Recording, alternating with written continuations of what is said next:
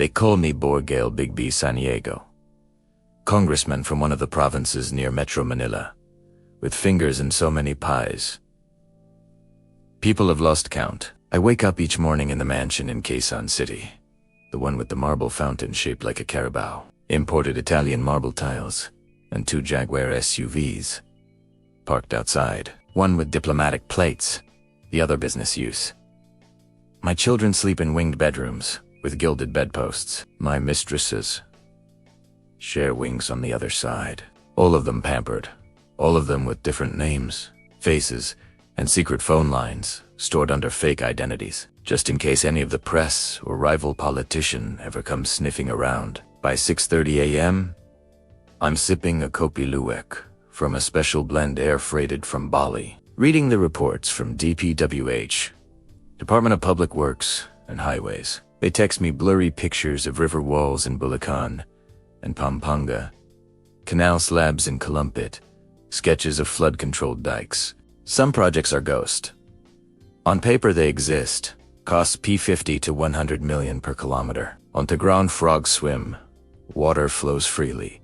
Nothing has been built. Others are substandard, walls that crack 3 months after being declared 100% complete, dikes tilting, steel reinforcement half the required, concrete mixed with sand and cheap aggregate, plywood molds rotating, rebar exposed, cracks leaking. I smile. That is how we earn. I've been doing this long enough to know the how contracts are allocated via insertions in the national budget. Lawmakers like me demand certain flood control projects. Could be debatable whether they're really needed in our districts. The DPWH engineers get pressured. We negotiate commissions, kickbacks. Usually 20 to 30% goes back to me or to people I trust. My leadership fund, my elections fund, even to some of the engineers when necessary. Another 10 to 25% goes up the chain to regional DPWH officials, sometimes 2 senators who must approve or sign off, 2 district engineers. Then contractors are left with whatever remains if they want to win the contract. Sometimes contractors are fake or shell companies, just names, letters, signatures. They bill, they collect, then they subcontract little bits to real firms if needed, but often do the minimum. The poorer the work, the bigger the safety hazard, the sooner it cracks, leaks, costs more to repair. But by then, the money is long gone, laundered through side businesses, casinos, real estate. My children, Malaki, my eldest son, is an automatic heir. He's 19 but thinks he's invincible. Every weekend he parties in Makati, Alabang, Taguig, the high-end bars, clubs, VIP areas. He drinks Johnny Walker Blue and Dom Perignon, shows off his muscle car black, with tint so dark no traffic enforcer can see through. Once, he hit a tricycle at 2 a.m. in Mandaluyong. The driver was unconscious. Malaki sent a bribe to the police station. The witnesses were intimidated. The case lost in paperwork. No phone video, no witnesses, no case. He smiles. My daughter, Clarissa, is more subtle.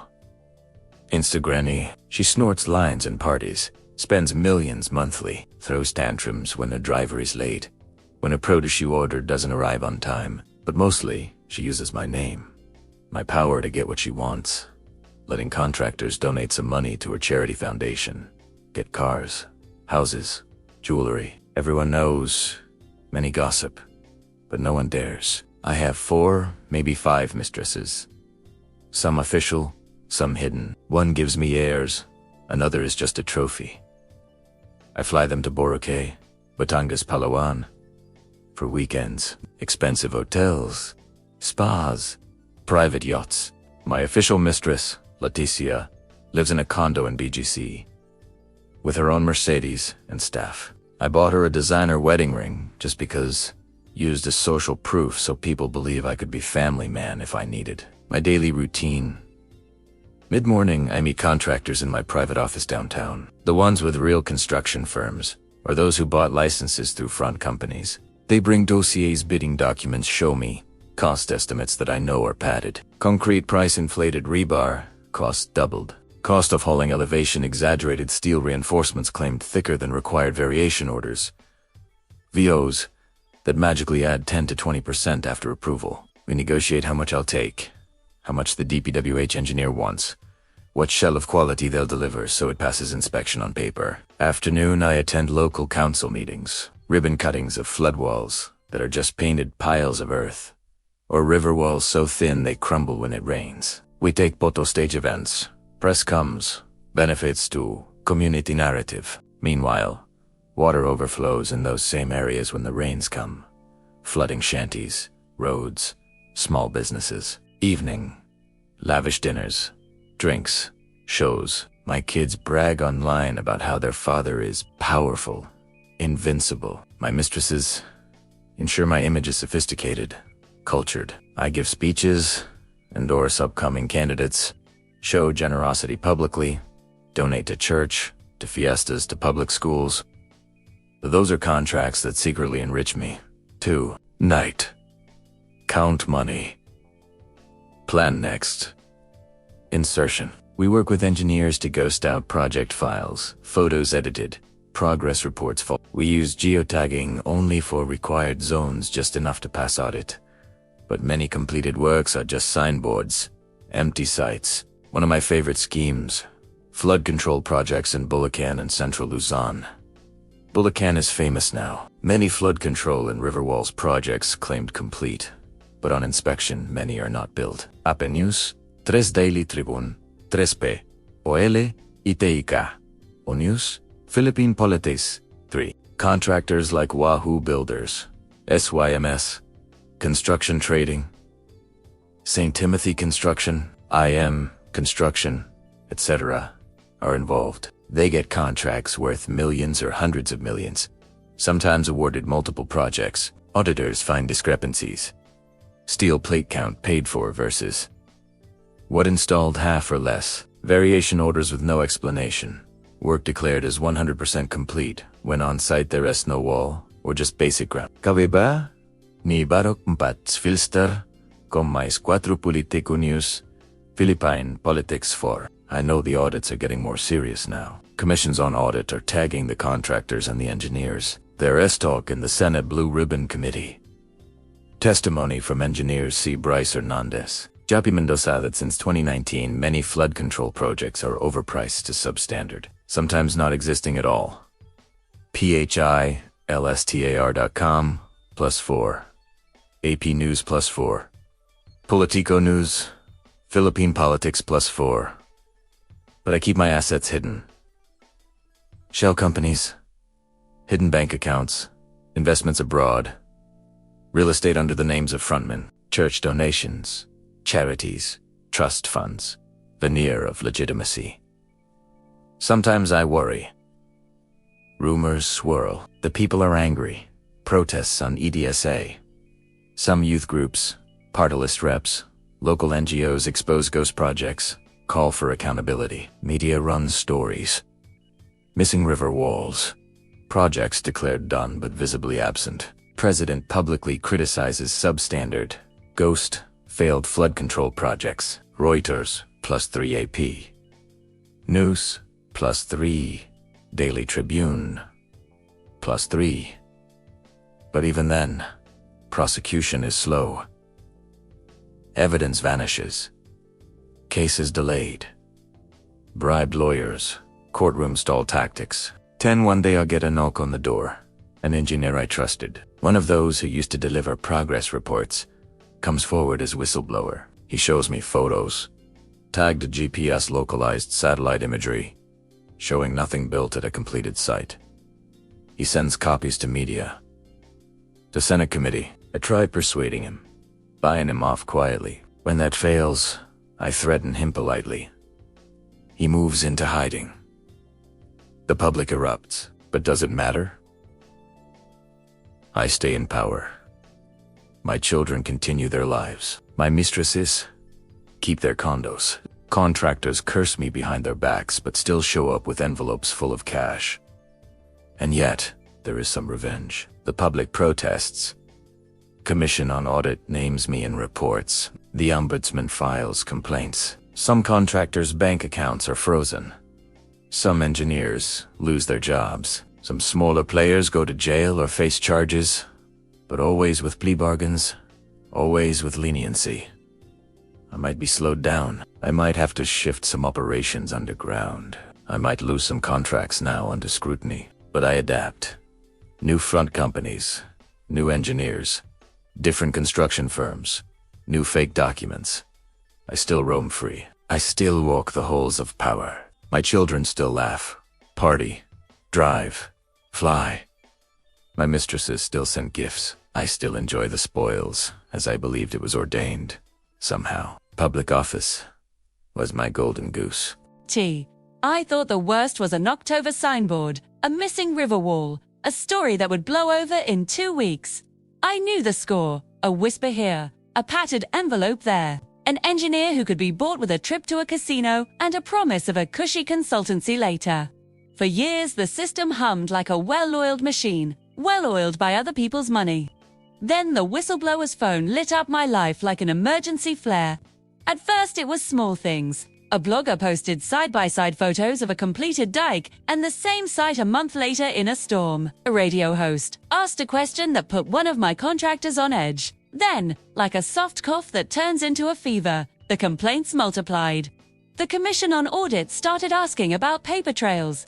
Neighboring mayors suddenly remembered they'd never signed the documents that carried my projects. People I thought were quiet women who sold rice in the market, kids who swam in the canals, took videos on their phones and uploaded them with captions that read like indictments. You can silence a journalist. You can unsee a video of a flood wall that looks like a row of stepping stones. Phone calls started getting answered with static. An engineer I used to rely on, Tomas, a steady man with a laugh like a diesel engine's, suddenly stopped returning messages. Then a morning paper ran a long piece, quoting an engineer who said he'd been coerced, threatened into signing off on work that never happened. The byline didn't name me, but the angle did. The hearings were televised. They replayed my face in the background, smiling, cutting ribbons, looming above newscasters who said my name 3 times like a prayer. People tuned in at night and watched me become the subject of their anger. What hurt was that the whistle wasn't clean. The engineers who testified had been involved before had taken shortcuts, signed off on substandard plans. They pointed fingers at legislators and contractors, at license renting schemes, at the way bids were split to favor certain names. In the secure rooms where evidence was kept, someone leaked the pages. In the morning feeds, names with little annotations landed in public. Senators read them aloud in an inquiry. One witness was publicly chided for frequent casino visits. A respected auditor said, 4 projects in one province looked like they were paid for but never built. The headlines used the words ghost projects and kickbacks, and suddenly pity was replaced by fury. I tried the old playbook: deny, distract, stage a donation, release a photo op with kids in white shirts, promise investigations that would look meaningful but go nowhere. I showed up to hearings with lawyers, even the sympathetic sort, who speak softly and ask the judge for a private session. Jets. I gave interviews that were carefully scripted. We will cooperate fully. These allegations are being exaggerated. I have nothing to hide. In the background, my staff worked the phones calling editors, calling precinct commanders, calling old allies to smooth bruised egos. We set about burying paper trails, slipping accounts under new names, paying for testimonials that would be at least lukewarm. But this new moment was different. People were not only watching TV, they were organizing. The kids with the phones formed groups. The mothers who used to buy my campaign shirts marched with satirical placards. Small protests became larger ones. The country that used to smile through its woes had a fever in its bones. I remember watching from a balcony as they filled an avenue, banners fluttering like angry birds, chanting my name not in praise but accusation. I felt a strange prickling in my throat, fear, embarrassment, anger that anyone would dare to tell the truth about me in public. The revenge was slow and sometimes petty. A barangay official I'd relied on for years got roughed up in an ambush of insultsmen and women with loudspeakers outside his home, shouting that he had taken their flood relief and sold it as community improvement. A contractor who de-stiffed me on a side collection woke up one morning to find his office vandalized, windows smashed, his name chalked on the sidewalk with words that would make a bishop blush. I sent boys to calm it, to collect the right apologies, to put out the fires, be paid. We apologized, we promised retribution against the audacious old friends, those who'd been content with a share of the spoil started backing away, their faces grey with a new caution. The most grievous revenge came from people I'd thought powerless. A barangay captain's daughter, thin, fierce, with a voice like a whistle, uploaded a compilation of video clips showing children wading in fetid waters beside an official drainage project. She gave the files to an investigative reporter. The reporter ran them late at night, enough for the social feeds to catch fire. Donations poured into the families of the affected. A neighborhood that had been ignored for decades received blankets and water and attention. It was a small, messy justice soup kitchens and legal petitions, but it showed that money and spin could not erase basic human suffering. I watched as a priest, the one I'd bribed last Christmas for public blessing, stood behind a microphone with his cassock unbuttoned and said, "Build right or build not at all." That was a sermon I did not pay for. Courtroom proceedings crept towards some of my allies. The Commission on Audits submitted reports. The Department of Justice put lookout orders on several people. Names of contractors who were too greedy made the rounds. Some of my engineers, those who had grown too boastful, those who posted days at the casinos like badges of honor, were publicly cited, their faces on the news in low light, their hands trembling as they spoke. A few small contractors were arrested. It felt for a second like the old rules had been rewritten, except the font was the same. I started to feel the squeeze financially. Banks asked for clarifications. Shell companies needed new officers. I called on the safe hands trusted accountants who could move funds through friendly jurisdictions and hide assets behind layers of corporate fog. I moved properties into children's names, set up trusts, even once or twice rerouted money through the charity foundation that my daughter ran, a foundation she had created mostly as a PR shield. I told myself these were smart moves, prudent protections. Greed had taught me foresight. The children, though they were a problem, Malarkey, who had crashed a tricycle and walked away, thought the scandals were a distant storm that would wash over his clothes and leave them smelling of brand. He was reckless in a new way. He posted videos of himself at exclusive parties, arms around boys whose fathers were suspected of shady loans, with the caption, "Untouchable." Once, during a night out in a high-end district that used to be our playground, he got involved in a fight with a taxi driver who demanded his payment. The driver recorded him. The tape circulated.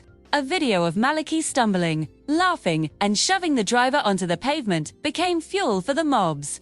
I called lawyers and begged for discretion. I bribed a security guard who pretended not to know where the footage had come from. The case went cold in a month, no arrest, no charge, but the memory stuck. My son learned two lessons. The first was that my protection had limits, and the second was that embarrassment could be worse than a fine. Clarissa, my daughter, was more dangerous in a different way. She wore Virtue, the charity events, the staged volunteer shots, the oversized sunglasses like armor. She used the foundation to host a benefit for flood victims and invited celebrities once charmed over expensive dinners.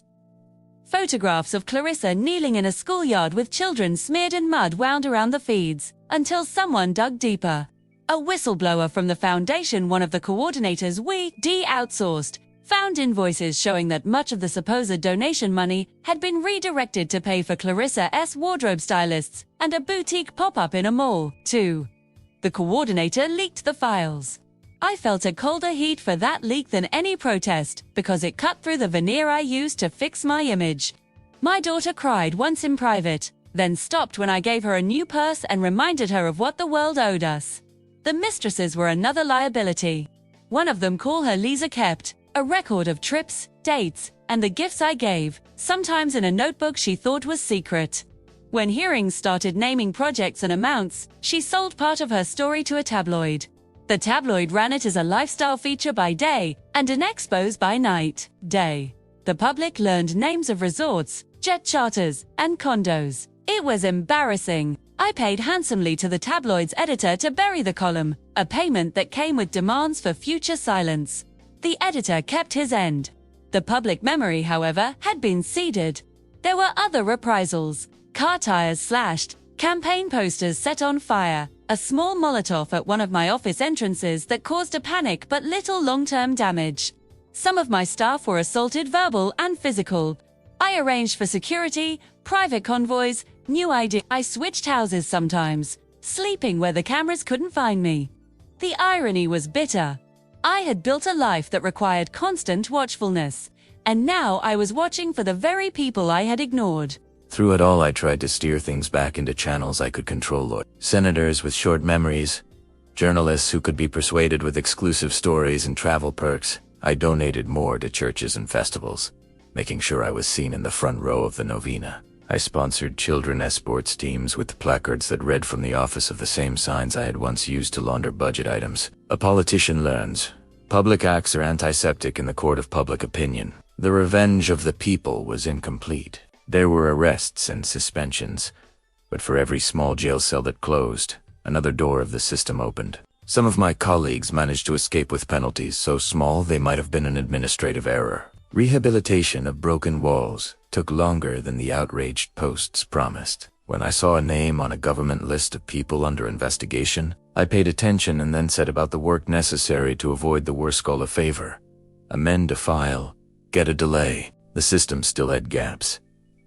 Those gaps were how I survived. By then, the Senate hearings had become theater. Witnesses took the stand and gave testimony that made you sick and proud at the same time. Sick because the list of alleged wrongs was long and precise. Proud because people were finally naming names and refusing to look away. Some testimonies were explosive. People spoke of 20 to 30% cuts on large contracts, of license renting schemes, of shell companies that collected payment for works that only existed on paper. The nation watched. The president spoke about independence in investigation. The Commission on Audit released reports. The Department of Justice placed lookout orders. Names were floated in headlines, like driftwood on a river. Some sank, some bobbed. For all of that, I remained an actor in a strange play. I was both villain and survivor. I had lost things.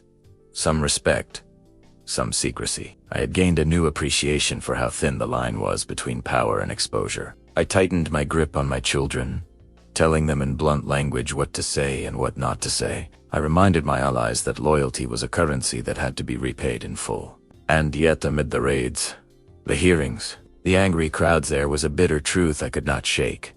Even punished, even shamed, some of us roam free. We find ways to survive, to reconstitute, to rebrand. We wait until public attention moves on to another outrage. We change company names and trade in our old sins for new opportunities. It is not clean.